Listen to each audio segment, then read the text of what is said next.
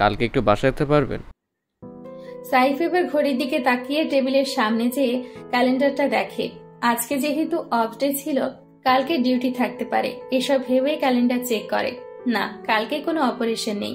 তাই সে জবাব করে, পারবো, কিন্তু আপনার কণ্ঠ কেমন দুশ্চিন্তার আভাস পাওয়া যাচ্ছে।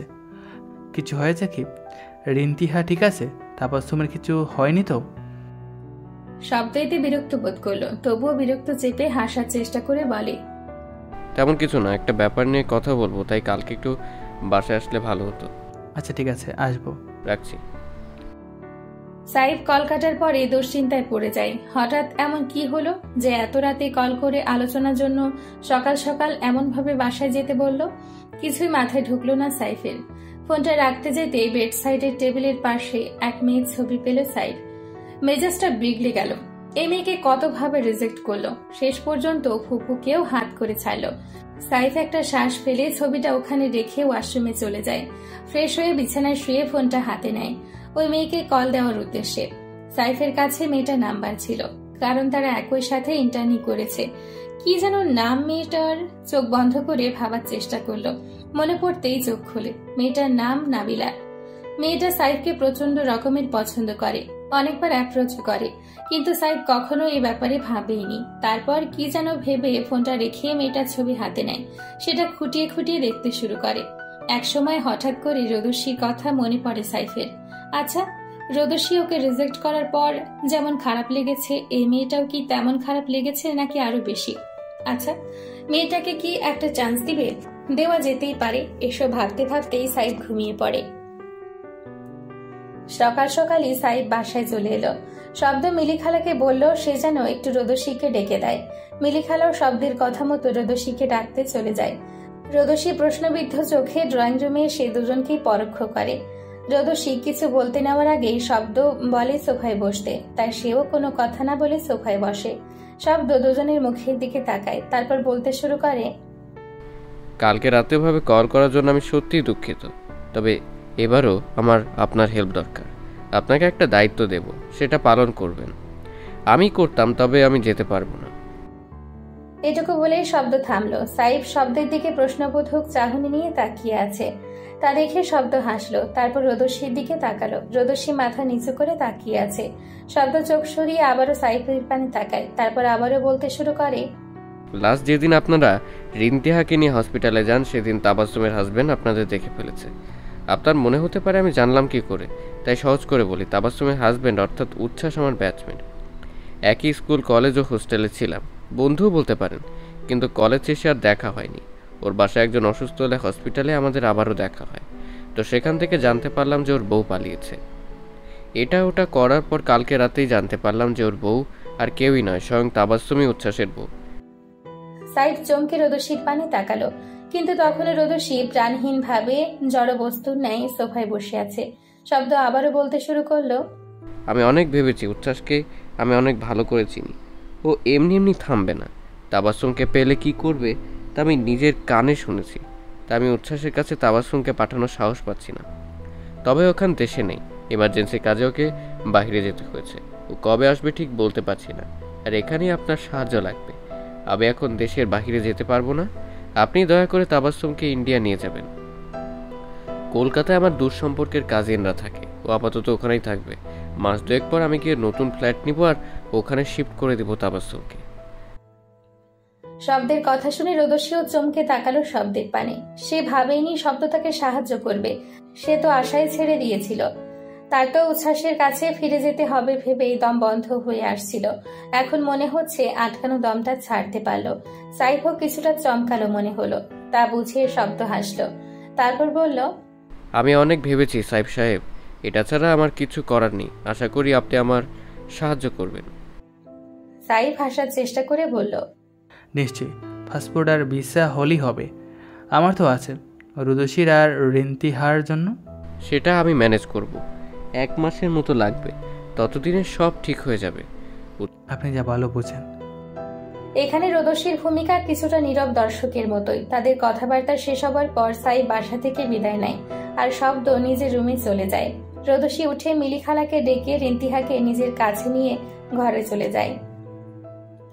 দেখতে দেখতে প্রায় 1 মাস হয়ে গেল, আর শব্দে চেনা জানা লোক থাকাতে ভিসা ও পাসপোর্ট হাতে পেতে তেমন কাঠখড় পোড়াতে হয়নি। এই মাসটা রোদসীর কাছে আতঙ্ক ছাড়া আর কিছুই মনে আসেনি।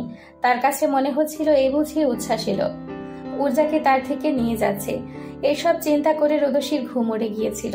আজকে রোদসীর ফ্লাইট। সব গুছিয়ে রোদসী উঠে শব্দের রুমের কাছে যায়। শব্দ ফোনে কারোর সাথে কথা বলছে। কথা বলার ধরন দেখে মনে হচ্ছে কোনো সিরিয়াস জিনিস নিয়ে কথা হচ্ছে। তাই রোদসী আর শব্দকে না ডেকে রুমে চলে এসে রিন্তিহাকে নিয়ে সাইফের অপেক্ষা করতে লাগলো। কিছুক্ষণ বাদেই সাইফ এলো। সাইফের বিয়ে ঠিক হয়েছে। বেচারার বহুত প্রেশার। এসব ভেবে রোদসী হাসলো। যাক, লোকটা নিজের জীবন গুছিয়ে তো নিচ্ছে। সাইফ এসে রিন্তিহাকে কোলে তুলে নিল। তারপর সব নিয়েছে কিনা জিজ্ঞেস করলো। সুবিধা অসুবিধা সব জিজ্ঞেস করে নিচে নেমে এলো। তখনও শব্দের দেখা নেই। রোদসী বুঝলো না তাকে বিদায় দেওয়া থেকে ফোনে কি এমন গুরুত্বপূর্ণ কাজ করলো যে সে এখনো নিচেই নামতে পারলো না। একটু পরে শব্দ নিচে নামতে কলিং বেল বেজে উঠল। রোদসী সবার মুখের দিকে তাকিয়ে হাসি মুখে গেট খুলতেই দরজার ওপাশের ব্যক্তিকে দেখে মুখটা রক্তশূন্য দেখালো। ভয়াত্মক ছাপ ভেসে উঠল তার চেহারায়। ভয়াত্মক কণ্ঠে বলল, আপনি? আর কিছু বলতে পারলো না। একটা ভয়ঙ্কর থাপ্পড় পড়লো রোদসীর গালে। রোদসী কিছুটা সিটকে দূরে মেঝেতে পড়ে। ঘরের সবাই চমকে দরজার দিকে তাকালো। দরজায় দাঁড়ানো ব্যক্তিও বাড়ির ভেতরে প্রবেশ করলো। এসে রোদসী চুলগুলো মুঠোয় নিয়ে জোরে টেনে নিজের মুখের কাছে নিল। হ্যাঁ, ঠিক এই ভয়ঙ্কর চেহারার মানুষটা থেকে রোদসী পালিয়েছে। এই ভয়ঙ্কর মানুষের রাগ, সন্দেহ, অতিরিক্ত ভালোবাসা, এসব কারণেই রোদসী এতদিন পালিয়েছিল। কিন্তু আর পারল না, ধরা পড়েই গেল। রোদসীর ঠোঁটের কোনা কেটে ওখান থেকে রক্ত গড়িয়ে পড়ল। কিন্তু আজকে আর মায়া লাগলো না অপর পাশের সেই ব্যক্তির। শব্দের মুখটা স্বাভাবিক লাগলো সাইফের কাছে। রিন্তিহাকে মিলি খালার কোলে দিয়ে সাইফ বলে উঠল, কে আপনি? আর ওকে মারছেন কেন? ছাড়ুন ওকে। এটা বলে এগোতে নিলে শব্দ সাইফের হাত ধরে। সাইফ প্রশ্নবোধক চাহনি নিয়ে শব্দের দিকে তাকালে শব্দ মাথা নাড়িয়ে না বোঝায়। সাইফের আর বুঝতে সময় লাগেনি সেই ব্যক্তিকে। সে শুধু বিড়বিড় করে বলে, উচ্ছ্বাস। সাইফের কথা শুনে সাইফের দিকে তাকালো উচ্ছ্বাস। সাইফকে দেখে রক্ত মনে হলো আরো ছলকে উঠল। উচ্ছ্বাস আবার রোদসীর দিকে তাকালো। রোদসী উচ্ছ্বাসের দিকেই তাকিয়ে আছে। উচ্ছ্বাস রোদসীকে ছেড়ে সাইফের দিকে এগোতে নিলেই রোদসী উচ্ছ্বাসের হাত টেনে ধরতেই উচ্ছ্বাস রোদসীর দিকে তাকায়। রোদসী শ্বাস আটকে বলে, ওনাকে কিছু বলবেন না। ওনার এসবের কোনো সম্পর্ক নেই। যা বলার বা যা করার আমাকে বলুন।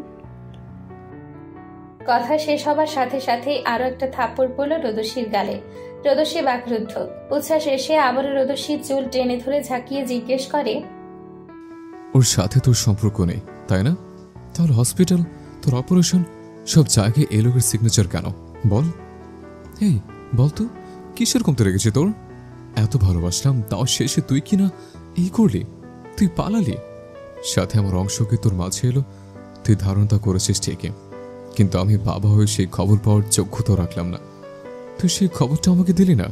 ফাদারহুডের সব থেকে বেস্ট টাইমটা দিয়ে আমার থেকে কেড়ে নিলে কেন? বল, ভুলটা কোথায় ছিল আমার? বল, চুপ করে আছিস কেন? জবাব দে, এখন উত্তর দে, কি হলো? উচ্ছ্বাস কথাগুলো এক প্রকার চেঁচিয়ে বলে রোদসীকে আবারও ছুঁড়ে ফেলল মেঝেতে। ওখানেই বসে থেকে রোদসী ঠিক একইভাবে গালে হাত রেখে কিছুটা জোরালো কণ্ঠে বলে উঠল,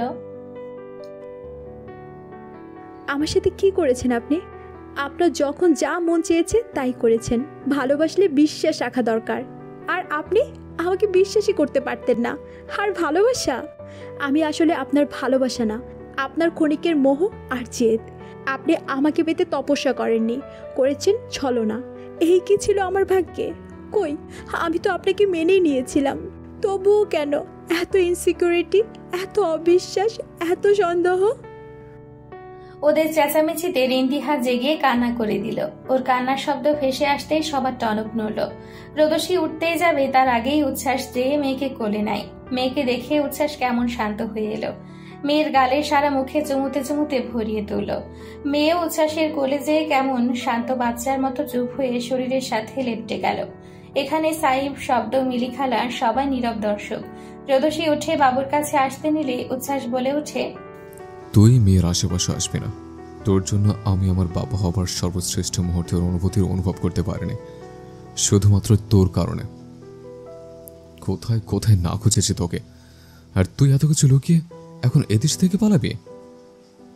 থ্যাঙ্কস টু শব্দ যে আমাকে বললো আমার মেয়ে আর বউ এখানে। ও হ্যাঁ, তুই তো আমার থেকে মুক্তি চেয়েছিস, তাই তো লুকোচুরি, তাই না?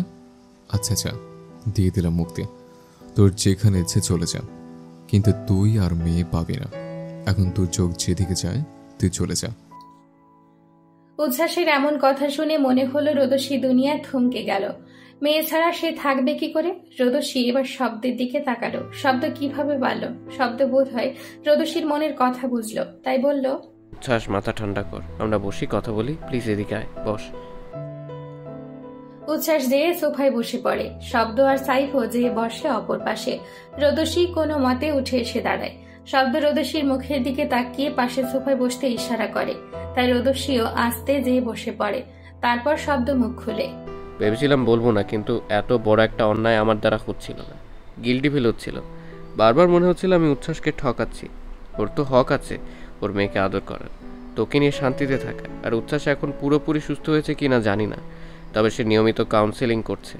আর তোর যেই ভয় মেয়েকে কিছু করে ফেলবে, তো একবার উচ্ছ্বাসের মুখের দিকে তাকা। ওকে দেখে মনে হয় ওর নিজের অংশকে কখনো কষ্ট দিতে পারবে? যে মানুষটা খবর পাওয়ার পর থেকে এত ছটফটিয়ে রয়েছে নিজের বাবুকে দেখার জন্য, কোলে নেওয়ার জন্য, আদর করার জন্য, তা আমি নিজের চোখে দেখেছি। সেখানে উচ্ছ্বাস ওর মেঘ থেকে বঞ্চিত থাক, তা আমি পারবো না। আমি বলেই দিয়েছি এবং বাসায় আসতে বলেছি। রোদসী বাকরুদ্ধের মতো শুধু শব্দের দিকে তাকিয়ে রইল। অপরদিকে উচ্ছ্বাস স্বাভাবিক, তাকে দেখে মনে হচ্ছে সে এসব সবই জানতো। কিন্তু রোদসী ঠিক উল্টো, তার এখনো বিশ্বাস হচ্ছে না যে শব্দ এত সাহায্য করে শেষে এসে এভাবে চাল বদলিয়ে দিবে। শব্দ আবারও বলল, দেখ ভাই, আমার তাবাসসুমের কথা কিছু মনে করিস না, ওর মাথা ঠিক নেই, ও ট্রমাতে আছে, তাই প্লিজ এভাবে রাগারাগি না করে তোরা ঠান্ডা মাথায় ব্যাপারটা ক্লিয়ার কর। তাও প্লিজ এখন আর একজনকে ছেড়ে দেওয়ার কথা ভাবিস না, উর্জাকে নিয়ে ভাব প্লিজ ভাই আমার। উচ্ছ্বাস মাথা নাড়ল যে সে বিষয়টা ভেবে দেখবে। শব্দ হাঁপ ছাড়ল। সাইফও উঠে দাঁড়ালো। তার এখানে আর কাজ নেই, তাই সাইফ আলতো হেসে উচ্ছ্বাসকে উদ্দেশ্য করে বলে উঠল, কোথা থেকে শুরু করবো আমি বুঝতে পারছি না। আমি জানি আপনার সাথে যা করছে তা খুবই খারাপ হয়েছে, তবুও আমরা মানুষ, ভালো খারাপ নিয়েই আমরা। কোনো মানুষও বলে উঠতে নয়। তাবাসসুম ভুল করেছে, সেই শাস্তি তাবাসসুমও রিন্তিয়াকে দেবেন না। ও সুন্দর একটা পরিবার ডিসাইড করে, আর আমার সাথে দেখে আপনি স্বামী হিসাবে খারাপ লাগবে তা স্বাভাবিক। তাই তার জন্য আমি ভীষণভাবে দুঃখিত। আর সব বলে আশা করব, সব বলে আপনি তাবাসসুমকে নিয়ে সুখে থাকবেন। আমার যেতে হবে, এখানে আর আমার কোনো কাজ নেই। ভালো থাকবেন আপনারা। আর হ্যাঁ, সামনের মাসে আমার বিয়ে, আপনারা অবশ্যই আসবেন। সাইফ বিদায় নিয়ে চলে যেতে শব্দ উঠে নিজের ঘরের দিকে চলে গেল। এখন এদের একটু ব্যক্তিগত সময় দেওয়া উচিত। রোদসী উচ্ছ্বাসের দিকে তাকালো, কিন্তু উচ্ছ্বাস রোদসীর দিকে ফিরেও তাকালো না। সে তার মেয়েকে নিয়েই ব্যস্ত। রোদসীর কেমন দম বন্ধ হয়ে এলো, নিজের কাছে নিজে অপরাধী হয়ে গেল। রোদসী উচ্ছ্বাসের মুখে এক প্রকার অবজ্ঞা দেখতে পেল। রোদসীর কাছে সেটা চরম কষ্টদায়ক। আমরা যাদের চোখে সবসময় সমুদ্রের মতো স্বচ্ছ ভালোবাসা দেখি, তার চোখে নিজের জন্য অবজ্ঞা বা বিতৃষ্ণা দেখি, তা আমরা কখনোই মানতে পারি না। রোদসী বিনা বাক্যে উঠে উচ্ছ্বাসের কাছে আসলো। উচ্ছ্বাস বুঝলো রোদসী এসেছে, তবে ইচ্ছে হলো না সেই মুখের দিকে তাকাতে। এত ভালোবাসার পরও এমনটা রোদসী কিভাবে করলো তা চিন্তা করতেই মাথার রক্ত উঠে যায়। তবুও নিজেকে শান্ত রেখে বাবুকে নিয়ে ব্যস্ত থাকে উচ্ছ্বাস। রোদসী দেখলো উচ্ছ্বাস কোনো প্রতিক্রিয়া করছে না, তাই সেও সাহস পেল না কিছু বলার। তার লাগেজ একটা তুলে নিজের রুমে চলে আসে। রোদসী যেতেই উচ্ছ্বাস মুখ তুলে তাকিয়ে তার যাওয়া দেখে। রোদসী রুমে এসে লাগেজ থেকে একটা শাড়ি নিয়ে ওয়াশরুমে চলে যায়। এই ভেবে একটু সাবান নিলে বোধহয় শান্তি লাগবে। রোদসী গোসল দিয়ে বেরিয়ে এসে দেখে উচ্ছ্বাস বাবুকে নিয়ে বিছানায় বসে আছে। রোদসী মনে মনে কিছুটা চমকালো। তারপর কাছে আসতেই উচ্ছ্বাস বলে ওঠে, বাবু মাত্রই ঘুম থেকে উঠেছে, কাঁদছে, ওকে ফিটিং করাও। এটুকু বলেই উচ্ছ্বাস উঠে বারান্দায় চলে যায়। আর রোদসী অবাক হয়ে তাকায়। তখনকার উচ্ছ্বাসের সাথে এখনকার উচ্ছ্বাসের কোনো মিল নেই। যেমনটা একটা পয়সার এপিটোপিট, ঠিক তেমনি তখন আগুনের লাভা, আর এখন ভীষণ ঠান্ডা পানির স্রোত। রোদসী আর কিছু না ভেবে রিন্তিহাকে কোলে তুলে নেয় ফিডিং করানোর উদ্দেশ্যে, কিন্তু তার চোখ এখনো বারান্দায় দাঁড়িয়ে থাকা লোকটার দিকে। লোকটা কতটা বদলে গেছে, আগের মতো আর পাগলাটি লাগছে না। আচ্ছা, রোদসী কি তার সমস্ত জীবন সব থেকে বড় ভুল করেছে উচ্ছ্বাসকে এভাবে রেখে এসে? নিজের ভেতর হাতড়েও উত্তর খুঁজে পেল না। আসলেই মানুষের জীবন সবসময় এক থাকে না।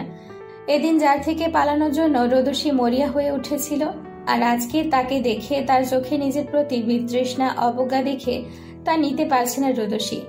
ভেতর থেকে মনে হচ্ছে কেউ গলা টিপে মেরে ফেলছে। রোদসী চোখ বন্ধ করে একটা বড় শ্বাস টানল, সাথে গড়িয়ে পড়ল চোখের বিন্দু জলরাশি। আর তা উচ্ছ্বাস দেখল বারান্দায় দাঁড়িয়ে। তারপর চোখ সরিয়ে আবারও বাহিরের দিকে দৃষ্টি নিবদ্ধ করে। আসলেই জীবনটা বড়ই জটিল। রাতে খাওয়া দাওয়ার পর্ব শেষ করে রোদসী আর উচ্ছ্বাস রুমে চলে আসে। রুমে এসে রোদসী বিছানায় বসে আর উচ্ছ্বাস বারান্দায় চলে যায়। কিছুক্ষণ পর শব্দ এসে দরজায় নক করতেই রোদসী দরজার দিকে তাকায়। এরপর চোখ ঘুরিয়ে বারান্দায় তাকায়। উচ্ছ্বাস রুমেই দেখছিল, তাই সে এসেই দরজা খুলে দিতেই শব্দ রুমে এসে বসে। তারপর দুজনের মুখ পরোক্ষ করে বলে বসতে। উচ্ছ্বাসের ইচ্ছে না থাকা সত্ত্বেও বসে। শব্দ কিছুক্ষণ পর মুখ খুলে। তাবাসসুম, রোদসী শব্দের দিকে তাকায়। শব্দ বোঝানোর ভঙ্গিতে বলে, আমি জানি তুই আমাকে খারাপ আর স্বার্থপর ভাবছিস। আমি এত আয়োজন করেও শেষে ওকে বলে দিয়েছি তাই। কিন্তু তুই একবার ভাব, এই কাজটা করলে আমার অনেক গিল্টি ফিল হতো। আমি নিজের বিবেকের কাছে দিন দিন মরে যেতাম। আমি এতিম বলতে পারিস, মা বাবার আদর কখনোই পাইনি। আর যা পেয়েছি হয়তো তা ভুলেও গিয়েছি। তাই রিন্ধিয়াকে তার বাবার কাছ থেকে দূরে আমি পাঠাবো, এ কাজ ভাবতেই কেমন লাগছিল। এগুলো আমার দ্বারা হচ্ছিল না। এটুকু বলেই থামে শব্দ। তারপর উচ্ছ্বাসের মুখের দিকে তাকালো। উচ্ছ্বাস ওর দিকে তাকিয়ে আছে, তাই চোখ সরিয়ে আবারও রোদসীর পানে তাকিয়ে বলতে শুরু করে, আমার জানা মতে তোর শাশুড়ি উচ্ছ্বাস জন্ম হবার পরই মারা গেছে। ওর জীবনেও আদর ভালোবাসার অনেক কমতি আছে। আবার অনেক কিছুই আছে যা আমরা দেখি তা সত্যি না। অনেকবার বোঝাতে যেতেও পারিনি। যদি তুই আমাকে ভুল বুঝিস, তাই এখন যেহেতু তোরা সামনে আছিস তাই এখানে ক্লিয়ার করছিস সব। উচ্ছ্বাস মা বাবার ভালোবাসা পায়নি। হোস্টেলে থেকে বড় হয়েছে, তাও নিজের মতো করে। ও তোকে ভালোবাসে, আর ও যে সমস্যাটা আছে তার জন্য নিয়মিত ডক্টর দেখিয়েছে। তুই আর রাগ করে থাকিস না, সব মিটমাট করে নে। তারপর উচ্ছ্বাসের দিকে তাকিয়ে বলে, তোর কোথায় সমস্যা আশা করি তুই বুঝেছিস। তোর অতিরিক্ত positiveness, anger issue, insecure feel করা, এসব করা আসলেই উচিত নয়। আশা করব পরের বার থেকে এগুলো সামলে চলবি। এখন তোদের মেয়ে আছে, আর যাই করিস নিজের মতো মেয়েটাকে অবহেলা করিস না। তুই যে আদরটা পাসনি, এখন সে আদর থেকে উর্জাকে বঞ্চিত করবি না। মানুষের জীবনে ভুল ত্রুটি হতেই থাকবে, আমরা কেউ ভুলের ঊর্ধ্বে নেই। তোর এসব কর্মের কারণে তাবাসসুম ভয় পেয়ে পালিয়েছে, তাই এগুলো ছাড়। তাই আশা করি যাই করবি মাথা ঠান্ডা রেখে করবি। দুজনই তোদের ঝামেলাটা মিটিয়ে নে। সংসার জীবন মানেই মেনে এবং মানিয়ে চলা, বুঝেছিস? আর তাবাসসুমকে হাজার হলেও আমি বোনের মতো আগলে রেখেছিলাম, বোনের জায়গা দিয়েছি। ওর কষ্ট আমি সহ্য করতে পারবো না। যদি আমাদের কোনো রক্তের সম্পর্ক নেই, আর তোর এসব ইস্যু কমাতে না পারলে আমি আবার আমার বোনকে নিয়ে লিগ্যালভাবে কোথাও চলে যাব, কিন্তু খোঁজও পাবি না। এখন কি করবি ভেবে দেখ। আমি গেলাম। এরপর শব্দ উঠে রুম থেকে চলে যায়, আর উচ্ছ্বাসও শব্দের পেছন পেছন এসে দরজা লাগিয়ে দিয়ে রোদসীর দিকে তাকায়। তারপর কিছু না বলে বিছানায় এসে উর্জাকে বুকে নিয়ে শুয়ে পড়ে, আর রোদসী বোকার মতো তাকিয়ে থাকে। উচ্ছ্বাস কিছুক্ষণ চোখ বন্ধ করে শুয়ে থেকে ফোন বের করে সবাইকে জানিয়ে দেয় সে রোদসীকে পেয়েছে, সাথে রিন্তিহার কথাও জানিয়ে দেয়। এটা শুনে সবাই তাড়াতাড়ি রোদসীকে নিয়ে বাড়ি ফিরতে বললে উচ্ছ্বাস জানায় কালকে বাসায় ফিরবে। উচ্ছ্বাসকে এমন স্বাভাবিকভাবে ফোনে কথা বলতে দেখে রোদসী স্বস্তির নিঃশ্বাস ফেলে। যাক, এখন শান্ত হয়েছে, এটাই অনেক। রোদসীও কিছুক্ষণ উর্জাকে আর উচ্ছ্বাসকে দেখে তাদের পাশেই শুয়ে পড়ে। চোখ বন্ধ করতেই মনে হলো এতদিন এই শান্তিটা তার অনুভব হয়নি। রোদসী চোখ বন্ধ করতে উচ্ছ্বাস রোদসীর দিকে তাকায়। এই মেয়েটার জন্য উচ্ছ্বাস কত কি করলো, আর মেয়েটা বুঝলোই না। এসব ভেবেই তাচ্ছিল্য হাসলো। বাবু নড়ে চড়ে উঠে কান্না করতেই রোদসী হন্তদন্ত হয়ে উঠে বসতে উচ্ছ্বাসকে দেখে শান্ত হয়ে বলল, ওকে আমাকে দিন। রিন্তিহাকে দিয়ে উচ্ছ্বাস ওভাবেই তাকিয়ে রইল। তা দেখে রোদসী আড়ষ্ট লাগলো। তা বুঝে উচ্ছ্বাস মনে মনে শয়তানি হাসলো। তারপর আরো গভীর দৃষ্টিতে রোদসীর দিকে তাকালো। এতে রোদসীর আরো হেজিটেট লাগলো। কিছুটা নিচু স্বরে বলল, আপনি কি এভাবে তাকিয়ে থাকবেন নাকি আমার অস্বস্তি হচ্ছে? উচ্ছ্বাস এবার আর প্রতিক্রিয়া করল না, সোজা উঠে বারান্দায় চলে গেল। কিছুক্ষণ বাদে রোদসী এসে বারান্দায় উচ্ছ্বাসের পেছনে দাঁড়ায়। রোদসী আসার আভাস পেয়ে হাতের আধ খাওয়া সিগারেটটা ফেলে রোদসীকে পাশ কাটিয়ে রুমে চলে আসে। আর রোদসী অসহায় মুখ করে তাকিয়ে থাকে উচ্ছ্বাসের পানে। তারপর ভাবে, আসলে এই জিনিস কখনো ভাবা হয়নি।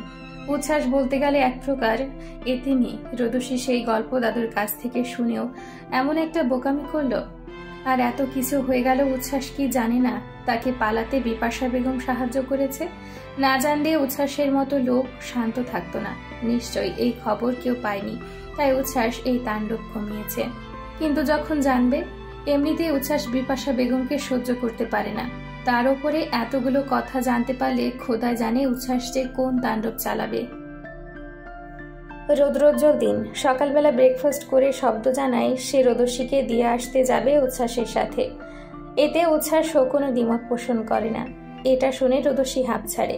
রোদসী ভেবেছিল হয়তো উচ্ছ্বাস গড়িমসি করবে, এমনিতে মেনে গিয়েছে, তাই আর কিছু বলল না। সবকিছু গুছিয়ে তারা বেলা 11টার দিকে রওনা হয় উচ্ছ্বাসের বাসায়। তাদের পৌঁছাতে প্রায় 1 ঘন্টার মতো লাগে। বাসায় রোদসীদের বাড়ির সবাই উপস্থিত।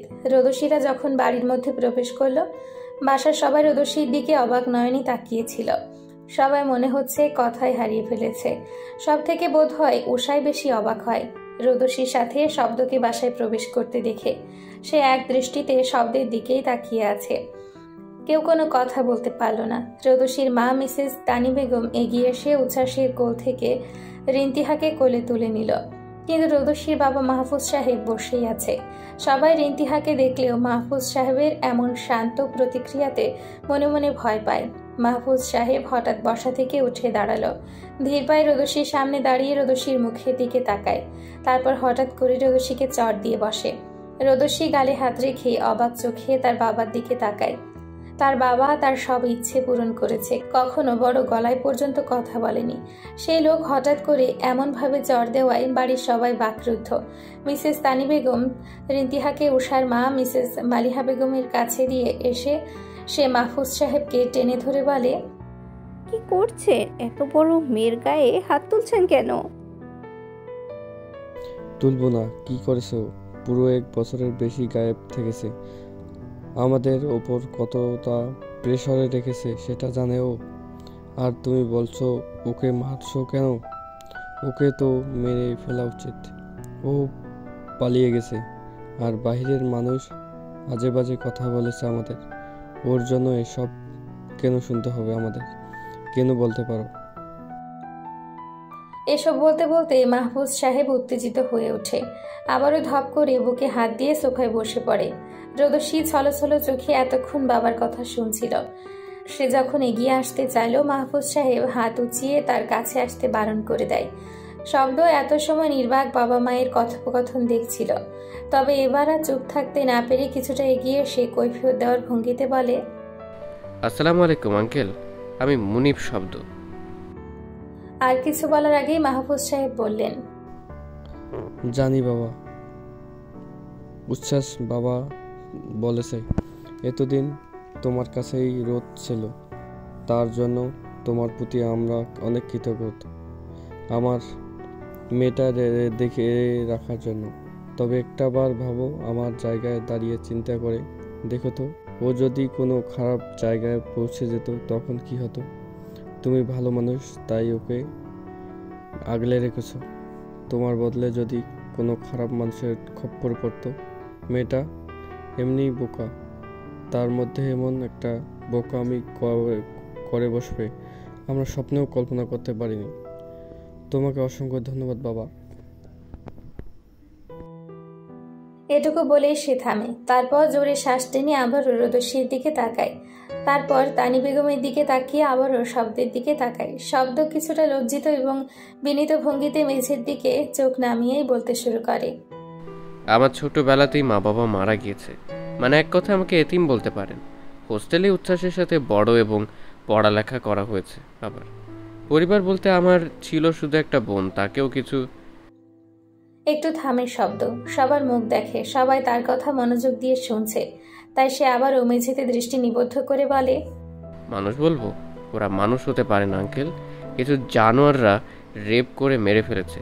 তারপর কত কিছু করলাম, কিন্তু জাস্টিস পেলাম না। একদিন কাজের জন্য আমার নারায়ণগঞ্জ যেতে হয়েছে। সেই বাসে আমি তাবাসসুমকে পাই। ও অনেক ভয় পেয়েছিল, বিশ্বাস করেন আঙ্কেল। শব্দ আবারও মাহফুজ সাহেবের দিকে তাকালো, থেমে শ্বাস নিয়ে আবারও বলতে শুরু করলো। তাবাসসুমকে দেখে মনে 1 সেকেন্ডের জন্য মনে হলো আমি আমার শ্রেয়াকে দেখলাম। ওর সাথে কথা বলার চেষ্টাও করেছিলাম, কিন্তু ও অনেকটা ঘাবড়ে ছিল। পরে একটু কথা হবার পর ও সেন্সলেস হয়। কিছু সংকোচ নিয়ে আমি ওর নার্ভ চেক করতে যেয়ে দেখি ওর শরীরে প্রচুর জ্বর, সাথে একটা ঘাবড়ে যাওয়ার কারণে ওর প্যানিক অ্যাটাক হয়েছিল। আর কিছু ভাবতে পারলাম না, তাই ওকে আমার বাসায় নিয়ে গেলাম। ও সুস্থ হবার পর জানতে পারলাম ও চট্টগ্রাম যাবার উদ্দেশ্যে গাড়িতে উঠেছে, কিন্তু ভুলবশত অন্য বাসে উঠে পড়েছিল। তারপর থেকেও আমার কাছেই থেকেছে। বিশ্বাস করুন আঙ্কেল, আমার মনে হয়েছে আমার শ্রেয়া আমার আশপাশেই রয়েছে। শ্রেয়াকে হারিয়ে আমি আর একটা শ্রেয়াকে পেয়েছি। তারপর যখন ওর অভিযোগ শুনলাম তখন আমার নিজেরই রাগ লেগেছিল, যার কারণে আমি নিজেই জোর করে ওকে এখানে পাঠাইনি। তবে যখন বিপাশা আন্টি অসুস্থ হলো, উচ্ছ্বাসের সাথে দেখা হলো, ওর বউয়ের ব্যাপারে কথা হলো, মনে মনে আমারও কিছুটা খটকা লেগেছিল, কিন্তু তাবাসসুমকে জিজ্ঞেস করা হয়নি। তারপর তো এসব ক্লিয়ার হলো। তাবাসসুম এখন আপনাদের কাছে। এখন আমি তাবাসসুমকে আপনাদের মেয়ে বলে ফিরিয়ে দিতে আসিনি। আমি এসেছি আমার বোনকে তার শ্বশুর বাড়ি যেতে। ও এখন আপনাদের কাছে এক প্রকার আমানত বলতে পারেন। এখন তাবাসসুম আমার ছোট বোনের মতো। আর এই বিষয়টা এখানেই শেষ করলেই ভালো হয়। যা হবার তা হয়ে গেছে। তাবাসসুম নিজেও অনুতপ্ত। ওর হয়ে আমি মাপ চাইছি। দয়া করে ওকে আর কিছু বলবেন না। সবকিছু বলে শব্দ থামে। তারপর সবার মুখের দিকে তাকিয়ে পরোক্ষ করে নেয়। কেউ আর কোনো কথা বলতে পারে না, সবাই চুপচাপ। রোদসী এখনো একপাশে দাঁড়িয়ে শব্দবিহীন কান্না করছিল। আসলে মাত্র একটা ভুলের কারণে কত কিছু হলো। আর সেই সময় মিসেস বিপাশা বেগম নেমে আসে, তার সাথে আরো একটি মেয়ে। রোদসী সেদিকে তাকালো। এ কোন বিপাশাকে রোদসী দেখছে? একটা কঙ্কালসার শরীর, চোখ যেয়ে চোখের নিচে কালো দাগ পড়ে গেছে। সে ওই মেয়েকে ধরে ধরে এসে সবার মাঝে দাঁড়ালো। তারপর সবার মুখ দেখে রোদসীর দিকে তাকালো। রোদসী তার মুখের দিকে তাকিয়েছিল, তাই বিপাশা বেগম চোখ সরিয়ে নিল। সে যেয়ে একটা সোফায় বসে পড়ল। এখন আর আগের মতো কিছুই নেই, না শরীর না অহংকার। শরীরে শক্তি পায় না। উচ্ছ্বাস একটা ড্যাম কেয়ার ভাব নিয়ে এই মেয়েকে দেখে বলল, বর্ষা না, কেমন আছিস? কখন এলি? বর্ষা নামের মেয়েটি কিছু বলার আগেই বৃষ্টি বলে উঠল, আপু কালকে রাতে এসেছে। বর্ষা মূলত বৃষ্টির কাজিন। বর্ষা অবাক হয়ে রোদসীর দিকে তাকায়। যখন হঠাৎ শুনেছিল উচ্ছ্বাস বিয়ে করেছে, সে কি কান্না! বিপাশা বেগমের কাছে কল করে পর্যন্ত কান্না করেছে। এখন মেয়েটাকে দেখে বর্ষা অবাক হলো। যার জন্য বর্ষা কান্না করে পাগল প্রায় দশা হয়েছে, আর সেই পুরুষকে রেখে কেউ পালিয়ে যেতে পারে? কিছুদিন আগে যখন বিপাশা বেগম তাকে আসতে বলে, সে অনেক খুশি হয়। সে বৃষ্টির কাছে শুনেছিল উচ্ছ্বাসের বউ পালিয়েছে, তাই আরো আগেই আসতে চেয়েছিল। কিন্তু তার অনার্সের ইয়ার চেঞ্জ পরীক্ষার জন্য আসতে পারেনি। এখন পরীক্ষা শেষ হতে এসে পড়েছে, আর সে আসতেই এই বউকে ফেরত আসতে হলো। বর্ষার মন খারাপ হয়ে এলো। তবুও বর্ষা মুখে হাসি ফুটিয়ে বলল, আমি ভালো আছি। আপনি ভালো আছেন? হ্যাঁ ভালো। কতদিন থাকবে? ঠিক জানি না। ওদের কথোপকথন দেখে মনে হচ্ছিল এখানকার পরিবেশ স্বাভাবিক, এখানে কিছু হয়নি। একটু আগে এত কিছু হয়ে গেল, এতে উচ্ছ্বাসের কোনো মাথা ব্যথা নেই। সে এবার সবার দিকে তাকায়, তারপর বলে, মেয়েকে আমার করে দাও, আমি রুমে যাচ্ছি। তারপর যার যা ইচ্ছে করুক। আর বসে শোন, আমাকে একটু উর্জার খাবারটা দিয়ে যা। নিতান্ত স্বাভাবিক ভঙ্গিতে সে রিন্তিহাকে কোলে নিয়ে নিজের রুমের দিকে চলে গেল। সবাই ওর প্রস্থান দেখল, আর রোদসী বোধ হয় কথায় হারিয়ে ফেলল। তাকে না বলে কোন মেয়ে এসেছে তাকে অর্ডার করা হচ্ছে, তাও তার মেয়ের জন্য।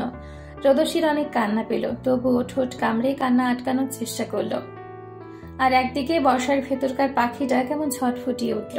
এর আগে এই বাসায় আসলেও উচ্ছ্বাসের সাথে দেখা অনেক কমই হয়েছে, আর উচ্ছ্বাস কখনোই বর্ষার সাথে বেশি কথা বলেনি। আজকে ডেকেছে, তাই সে ঠিক অষ্টাদশী কিশোরীর মতো ছটফটিয়ে উঠে রিন্তিহার খাবারটা নিয়ে উচ্ছ্বাসের রুমের দিকে চলে গেল। রুহি এসে রোদসীকে ধরে একটা সোফায় বসে এটা ওটা জিজ্ঞেস করে কথা বলে, কিন্তু এখানে একজনই এখনো স্তব্ধ এবং অবাক ও ঘোরের মধ্যে পড়ে আছে, আর সে হলো উষা। সে এত কিছু হবার পরও তার মাথায় যেন কিচ্ছুটি ঢুকছেই না। তার মুখ থেকে কোনো কথা বলতে পারল না। সবাই কথাবার্তা মিটিয়ে নিতে শব্দ বিদায় নিয়ে শব্দ বাসা থেকে বের হবার সময় একবার শুধু উষার দিকে তাকিয়ে মুচকি হাসল। রাতে রোদস্বী বিছানায় বসে আগের সব কথা চিন্তা করছিল। রিন্তিহা কান্না করছিল, কিন্তু রোদস্বী অন্য মনস্ক ছিল বিধায় খেয়াল করেনি। আর ঠিক সেই সময়ই উচ্ছ্বাস রুমে প্রবেশ করে। রিন্তিহাকে ওভাবে কাঁদতে দেখে কিছু রাগ হয়। সে রোদস্বীর কাছে যেয়ে রিন্তিহাকে কোলে তুলে নিয়ে রোদস্বীকে উদ্দেশ্য করে বলে, মেয়ে কাছে সে খবর নেই, বসে কি চিন্তা করছো? আমার পালাবি কি করে সেটা? আমি তো বলছি মুক্তি, শুধু মেয়েকে আমার কাছে রেখে গেলেই হবে। উচ্ছ্বাসের এমন চেঁচিয়ে কথা বলে রোদস্বীর ধ্যান ভাঙে। তারপর উচ্ছ্বাসকে দেখে বলে, কি হয়েছে? এভাবে চিৎকার করছেন কেন? চিৎকার করবো না, মেয়ে কান্না করছে, তার দিকে খেয়াল নেই। কে তো ভাবছিলে? কই কিছু না তো। ওকে দিন, ওকে খাওয়াতে হবে। আপনি বাইরে থেকে এসেছেন, আগে ফ্রেশ হয়ে আসুন, তারপর না হয় ওকে কোলে নিয়ে। সেটা আমারও খেয়াল আছে, মেয়ে কাছে তাই কোলে তুলেছিলাম। যাই হোক, নাও। Hello dear viewers and listeners, গল্পটি ভালো লেগে থাকলে লাইক কমেন্ট করে জানাও এবং আমাদের সাথে থাকতে আর প্রতিদিন নতুন নতুন গল্প শুনতে অবশ্যই চ্যানেলটিকে সাবস্ক্রাইব করো। Thank you.